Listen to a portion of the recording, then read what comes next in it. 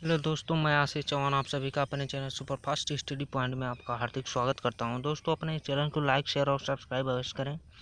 आइए दोस्तों, मैं आप सभी के लिए नदियों से रिलेटेड कुछ इम्पोर्टेंट क्वेश्चंस लाया हूं। आइए इन्हें स्टार्ट करते हैं। हमारा पहला क्वेश्चन ये है कि जल के आयतन के आधार पर विश्व की सबसे बड़ी नदी कौन सी है।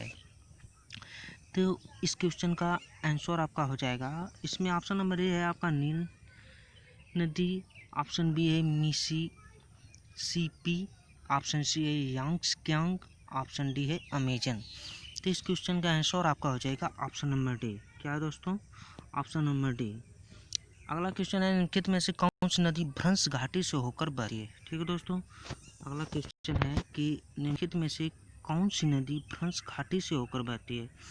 तो इस क्वेश्चन का ऑप्शन ए है कि अमेजन, बी है सिंधु, सी है बोलगा और डी है राइन नदी।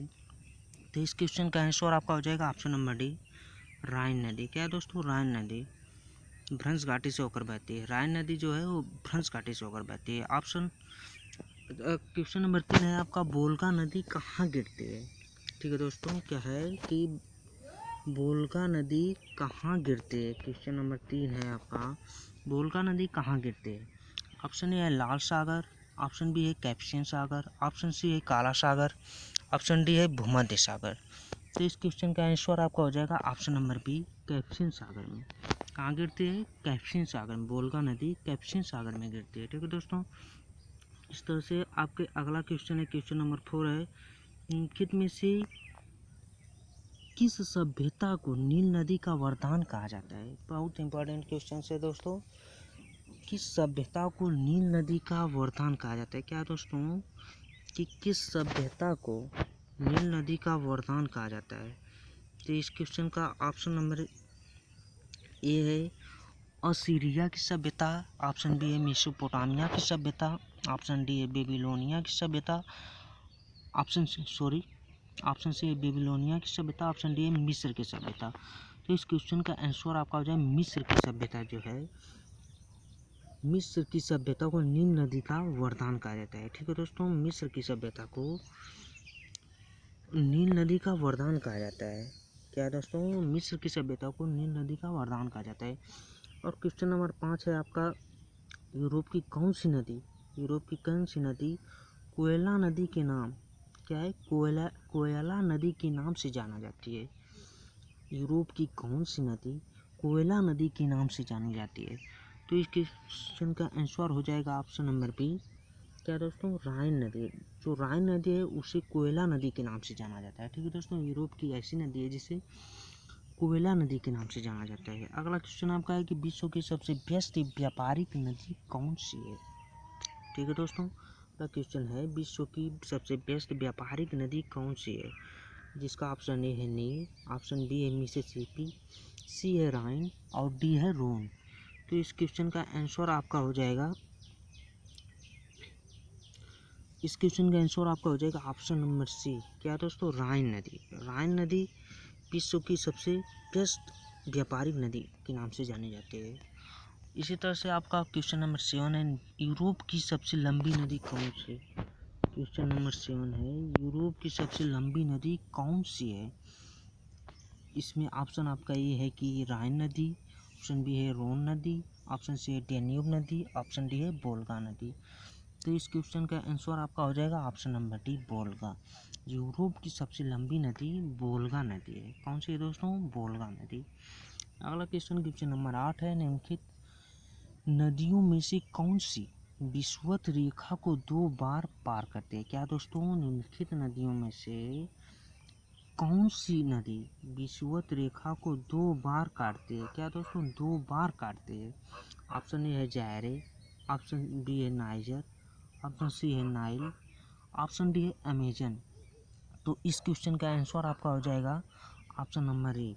ये जो जायरे नदी है ये जो है विषुवत रेखा को 2 बार काटती है। कितनी बार दोस्तों? 2 बार काटती है। ठीक है दोस्तों, इसी तरह से आपका क्वेश्चन नंबर 9 है, पराना तथा पराग्वे नदियों के संगम के पश्चात इसका सम्मिलित नाम हो जाता है। क्या दोस्तों? पराना तथा पराग्वे नदियों के संगम के पश्चात इनके मिलन, संगम अर्थात मिलन के बाद इनका सम्मिलित नाम क्या हो जाता है, यही आपसे पूछा जा रहा है। ऑप्शन ए है कि उरुग्वे, बी है कंबाइन, सी है पराग्वे, ऑप्शन डी है ला प्लाटा।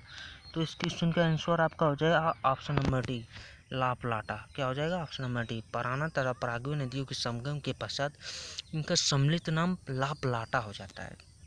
अगला क्वेश्चन है क्वेश्चन नंबर 10। निम्नलिखित में से किस नदी का उद्गम भूमध्य रेखा के समीप से होता है? कहाँ से?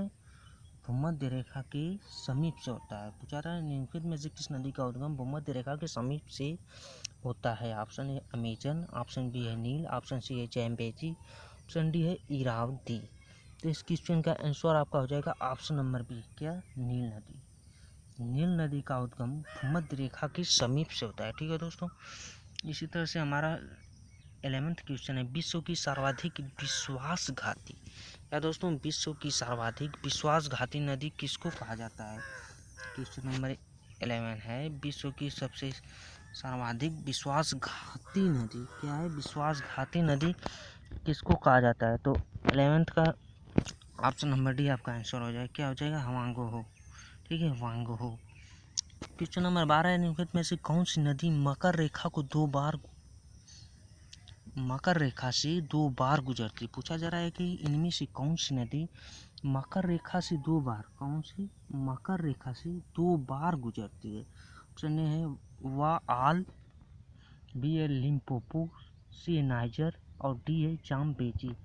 तो इस क्वेश्चन का आंसर हो जाएगा ऑप्शन नंबर बी, लिम्पोपो नदी जो है मकर रेखा से दो बार गुजरती है। लिम्पोपो नदी मकर रेखा से दो बार गुजरती है।